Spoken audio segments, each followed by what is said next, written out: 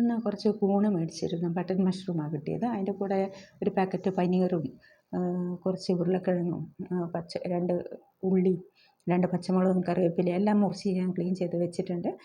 ഒരു ചീനച്ചട്ടി എടുത്തിട്ട് കടുക് പൊട്ടിച്ച് അതിനകത്തിട്ട് ഈ ഉള്ളി നീളത്തിലരിഞ്ഞത് നല്ലപോലെ എടുക്കണം. വഴറ്റിയെടുത്ത് സൈഡിൽ മാറ്റി വെച്ച് എന്നിട്ടൊരു ചീനച്ചട്ടി, അതേ ചീനച്ചട്ടി ഉപയോഗിക്കുക, അല്ലെങ്കിൽ വേറെ ഉണ്ടെങ്കിൽ വേറെ ഉപയോഗിക്കാം.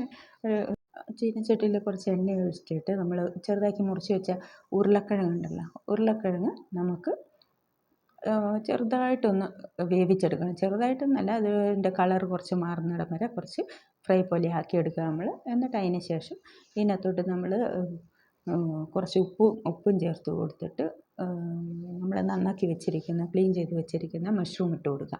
മഷ്റൂം ഇട്ട് കൊടുത്ത് കഴിഞ്ഞിട്ടൊന്ന് മൂടി വെച്ച് വേവിക്കുക. മഷ്റൂം വേഗം വേകുന്ന സാധനമൊക്കെയാണ്. ചിലർ പറയും കൂടുതൽ വേവിക്കണമെന്ന്, എനിക്കറിയില്ല. ഞാൻ ഒരു വേഗം തന്നെ വേവിച്ചെടുത്ത് ഞാനത്.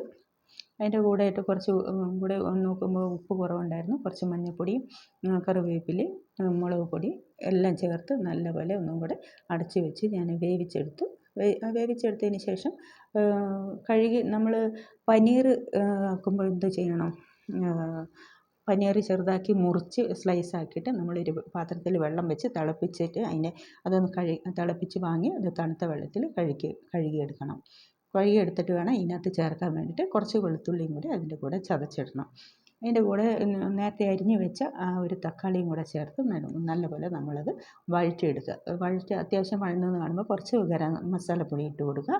ഗരം മസാലപ്പൊടീൻ്റെ കൂടെ കുറച്ച് എരിവിന് വേണ്ടിയിട്ട് നമുക്ക് കുറച്ച് മുളക് പൊടിയും കൂടെ ചേർത്ത് കൊടുക്കാം. നമുക്ക് നോക്കുമ്പോൾ വെളുത്തുള്ളി എല്ലാം കൂടെ ചേരുമ്പോഴത്തേക്കും നല്ല കളറൊക്കെ നല്ല റെഡ് കളർ, നല്ല ചുമന്ന കളറായിട്ട് വരും. അത് നല്ലപോലെ ഇളക്കി എല്ലാം കൂടെ നല്ലപോലെ മിക്സാക്കിയതിന് ശേഷം നമ്മൾ നേരത്തെ വഴറ്റി വെച്ചിരിക്കുന്ന ഉള്ളി ഉണ്ടല്ലോ, ആ ഉള്ളി എടുത്ത് ഇതിൻ്റെ മേലോട്ടിട്ട് നല്ലപോലെ ഇളക്കി കൊടുക്കണം.